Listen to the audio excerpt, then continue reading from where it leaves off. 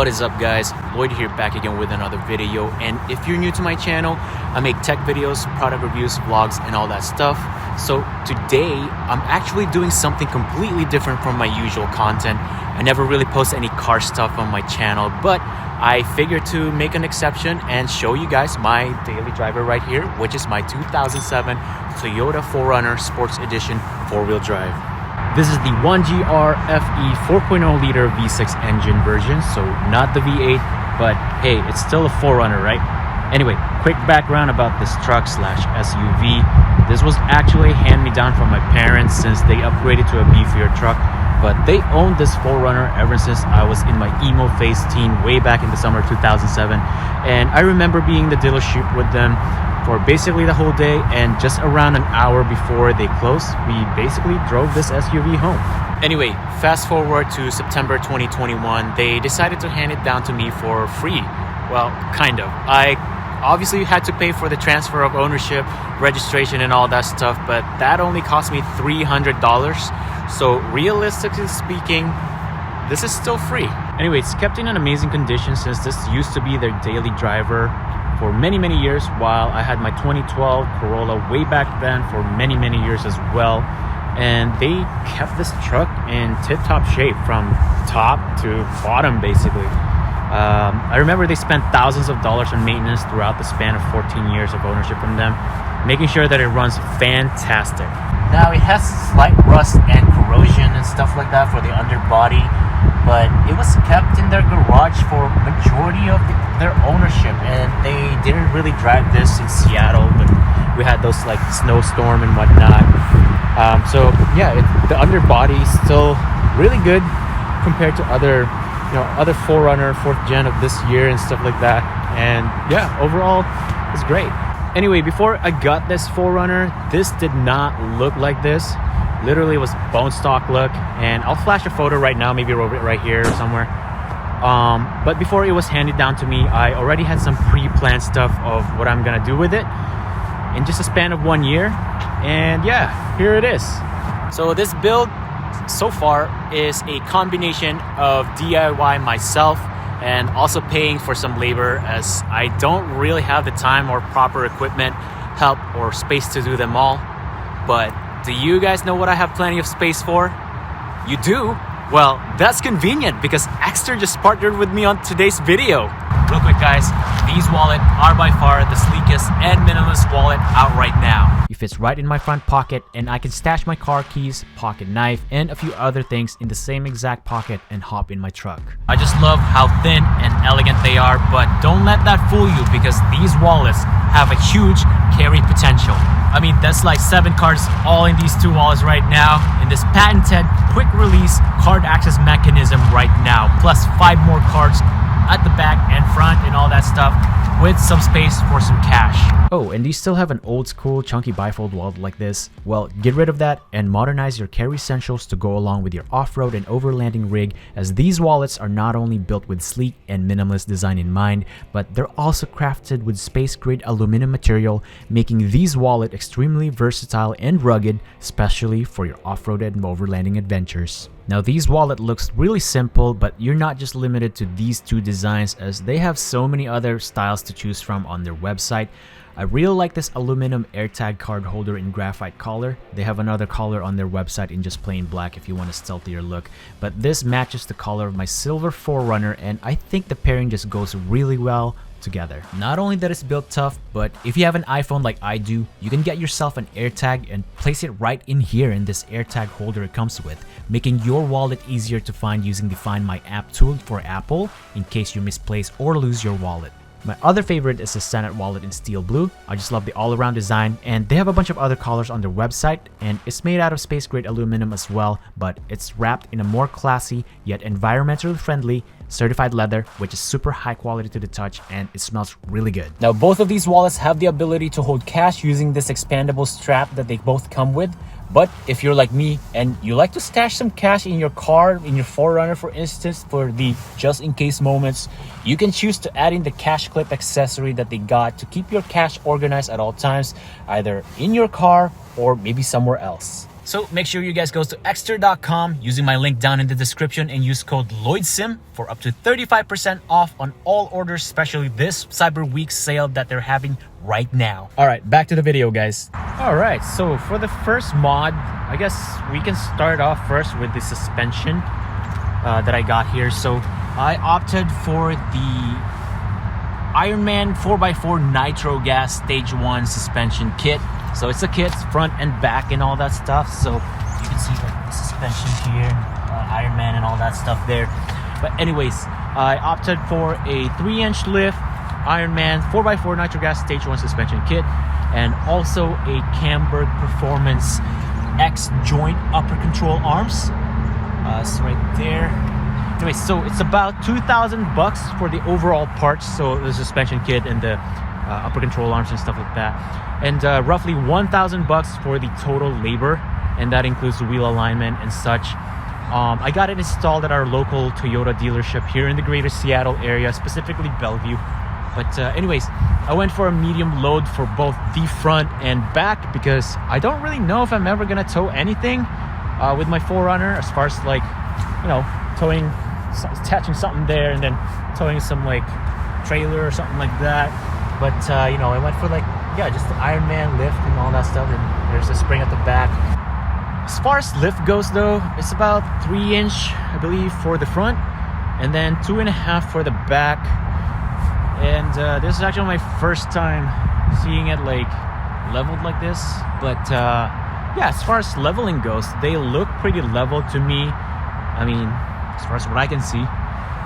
Anyway, it looks great. It definitely is way higher than the stock ride, and it handles and rides amazing, surprisingly.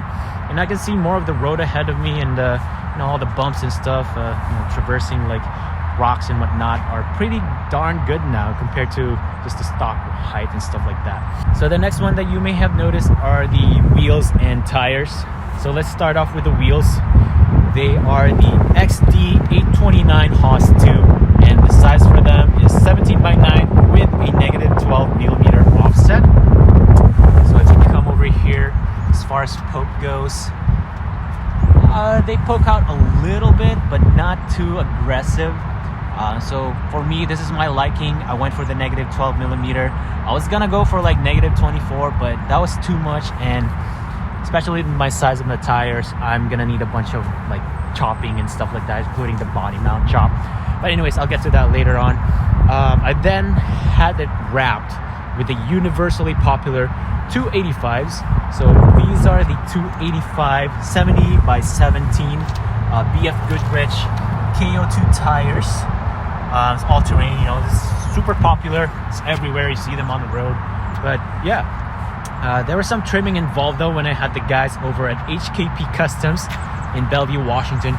I installed these tires, but it was mostly the fender liner itself. I already got the mud flaps and all that stuff for the front and back deleted, not really deleted, but chopped myself, mainly because that is the biggest issue that a lot of people encountered apparently when installing these 285s when I was doing my research. As far as body mount chop goes though, luckily, so let's just get right over here.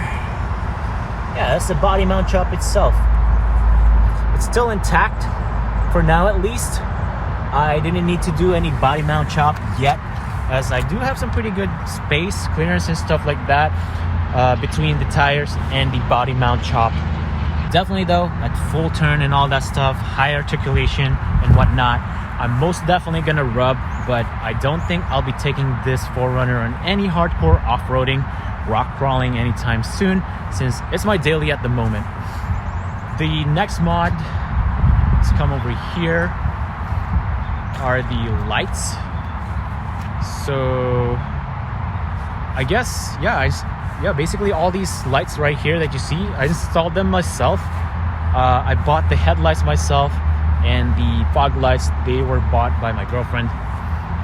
But yeah, I guess they look great as far as the headlights go, but it also just kind of got that modern touch to it because of the LED strip that runs along the headlights, kind of like most of the cars these days.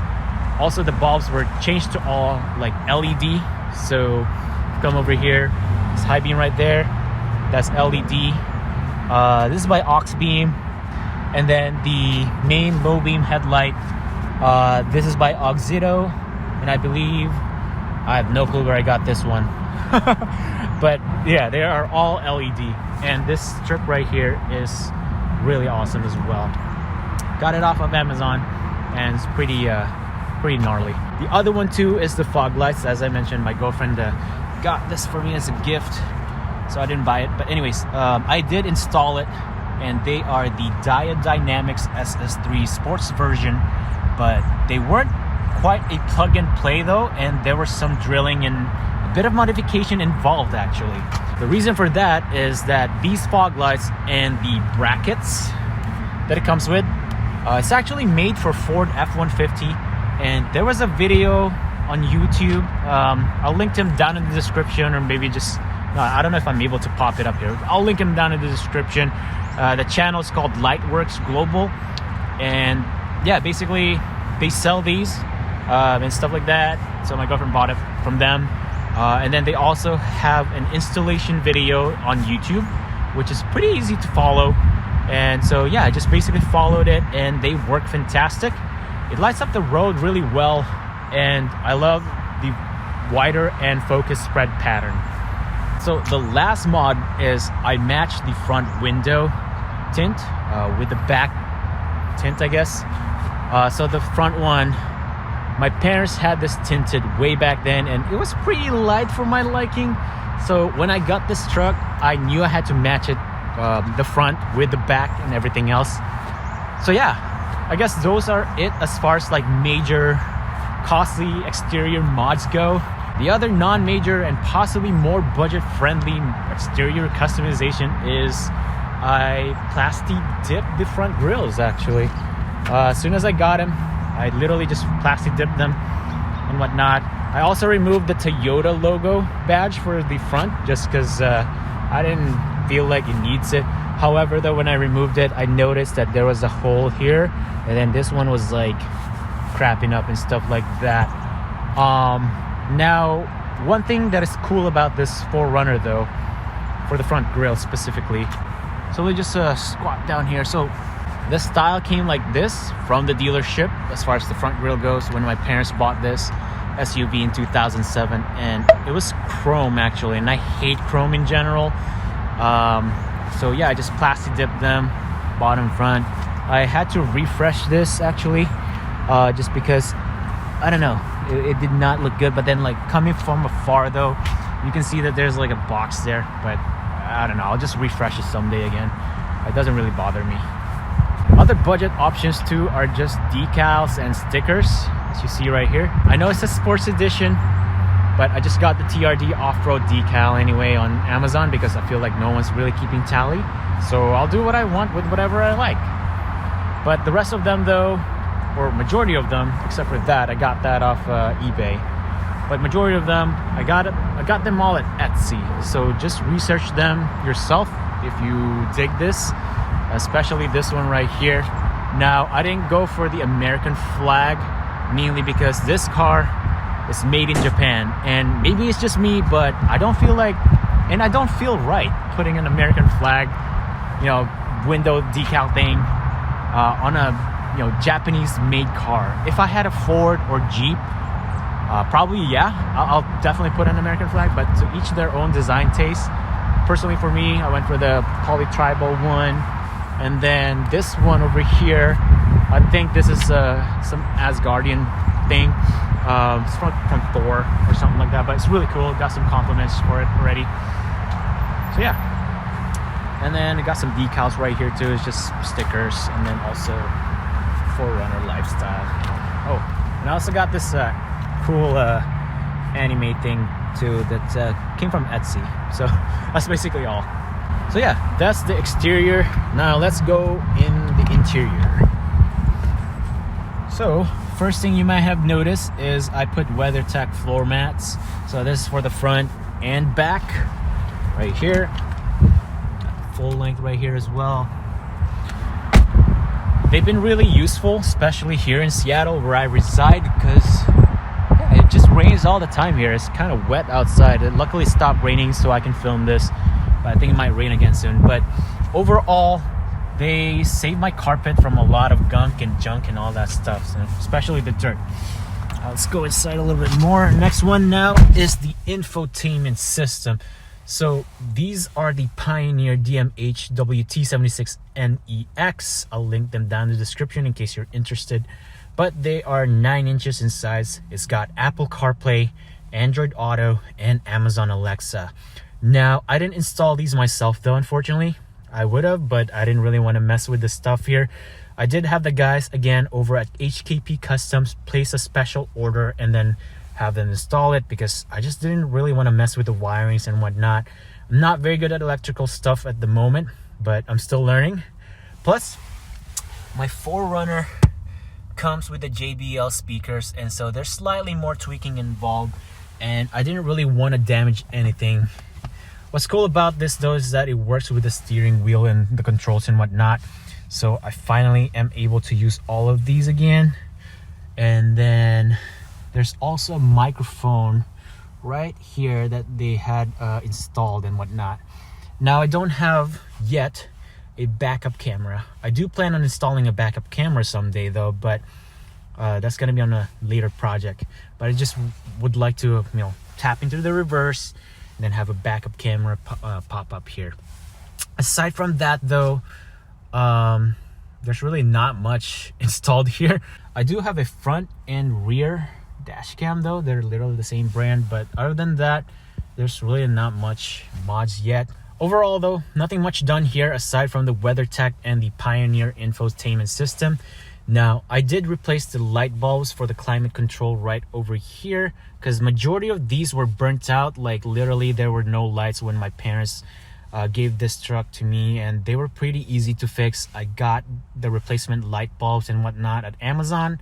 I linked them down in the description as well in case you're interested, and in case you purchase a or got a 4Runner too that are with these ones kind of dying on you.